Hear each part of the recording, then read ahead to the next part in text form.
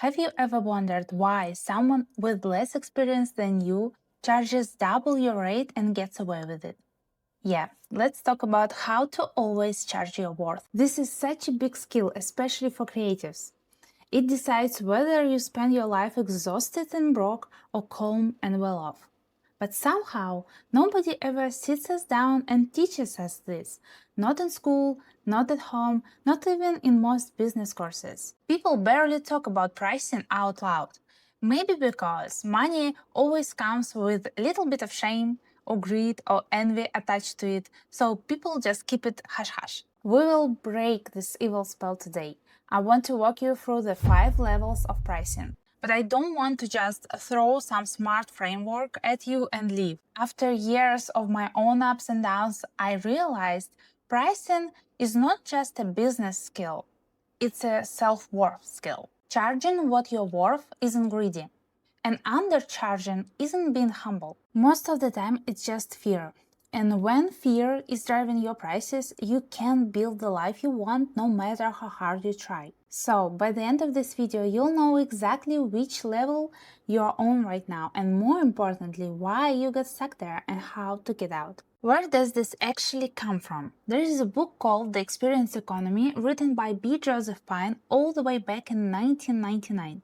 In it, he draws a pyramid of economic value. I took it and adapted for the world you and I actually live in: social media, personal brand content. You'll see exactly how your online presence changes at every stage, all the way up to a higher price, and more importantly, what your self-worth has to do with any of it. Let's start at level 1, charging for stuff. On social media, this looks like anonymous reselling.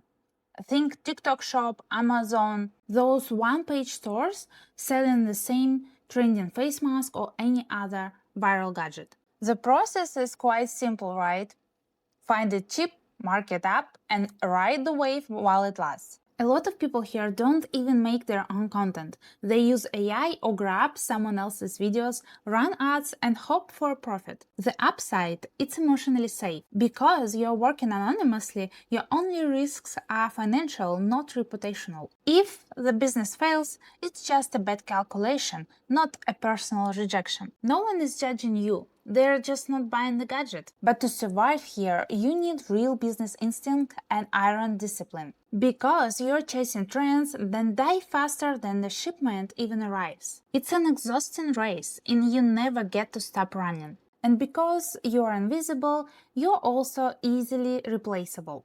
There is no loyalty here, just price. If someone sells the same thing for $1 less, your customer is gone, just like that. Okay, level 2. Now you're charging for something tangible. On social media, this is most digital products: PDFs, mini courses, presets, something packaged into a set of knowledge. And every buyer gets the exact same thing. The price is usually in the range between $30 to $300. A lot of people here are scared of being too salesy. But the truth is, this whole level runs on constant promotions, discounts, and call to actions.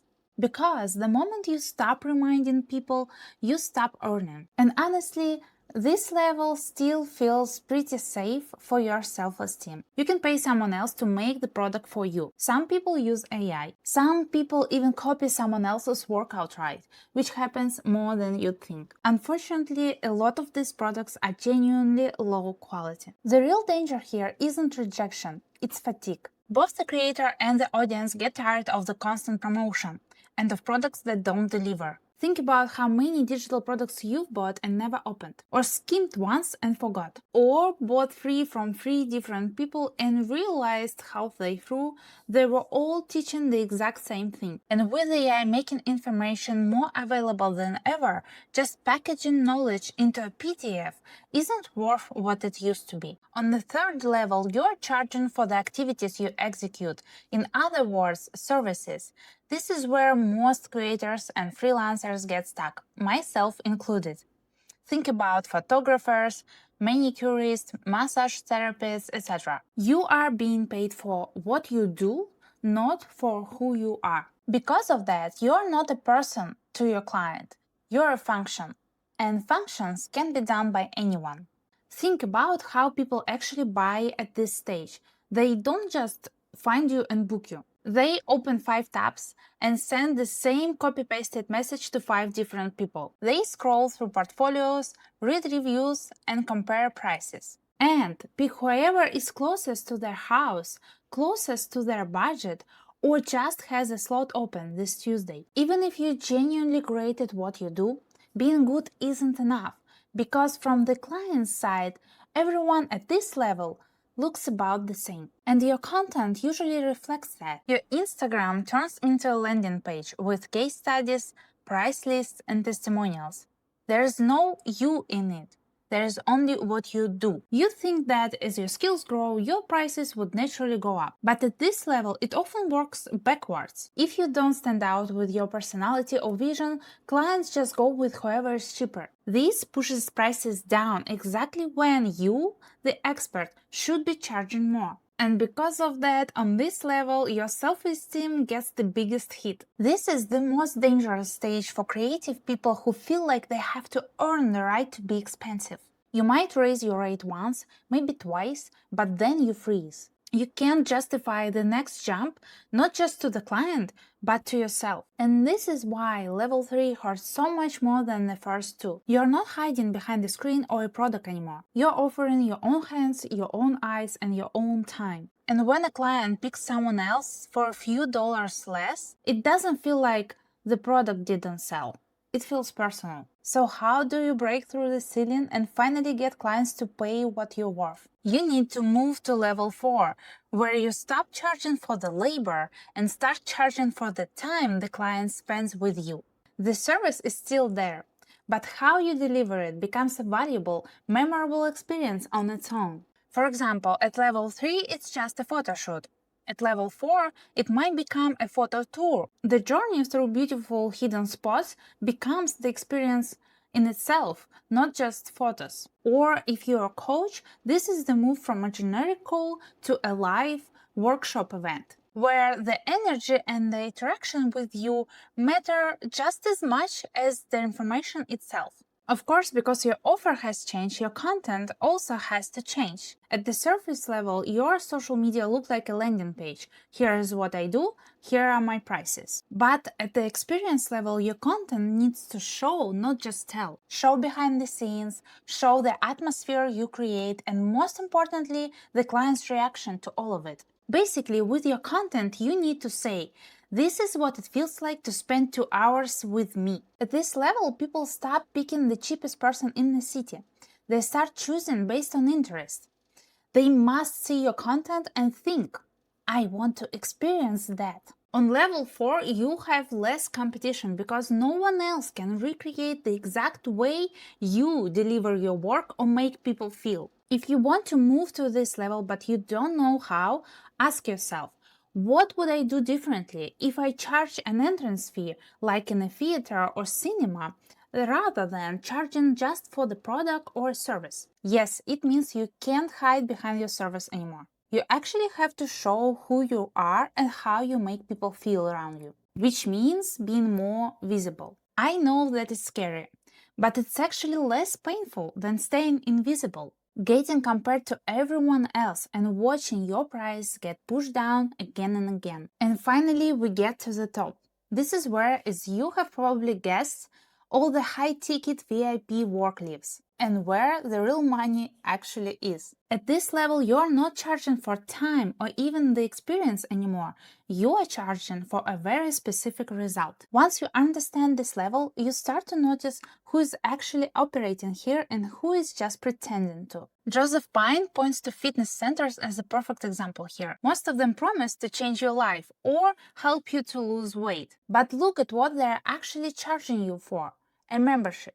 Time on a machine, not your results. In fact, their whole business model depends on people who pay and never show up. A real transformation business charges for the outcome. That's exactly why a personal trainer, someone who actually accountable for whether you lose the weight, costs more than a gym membership. Same thing with consulting. A lot of people promise transformation after one session. But if there's no follow-up, no feedback while you're actually trying to implement their advice, that is not a transformation. That is just a conversation with a price tag on it. Promising real transformation means you have to look at the person before you take their money and ask yourself, can they actually do this? Because if they can't, that's now partly on you. The high price here is not just a random number.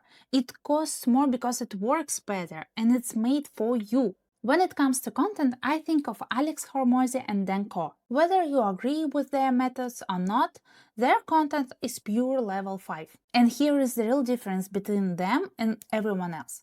They think long term. They know that very few people are actually ready to make that purchase right now. More than that, they know the wider audience might not even be ready for it because they lack certain knowledge or a specific mindset. So their entire content strategy is built on shifting how you think. They share their worldview, their values, and give away tools and knowledge needed to level up. They give so much for free in their content that you actually can go and change your life with it for the better. And when you give someone all they need to fix their problem or change their life, they will never forget you. They will feel respect and warmth toward you, even if they can't afford your premium product yet. If you do this long enough, you're not just creating entertaining content that gets forgotten in a day.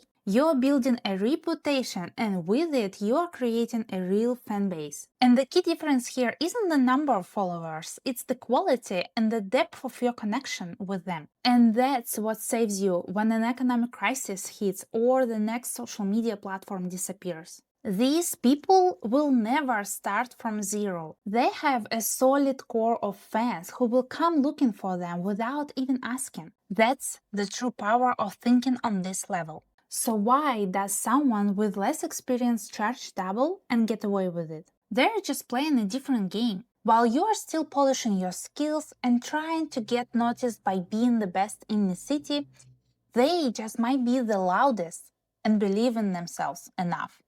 But also they might have jumped to level 4 or 5. It's not just about believing you deserve more. It's about asking a different question.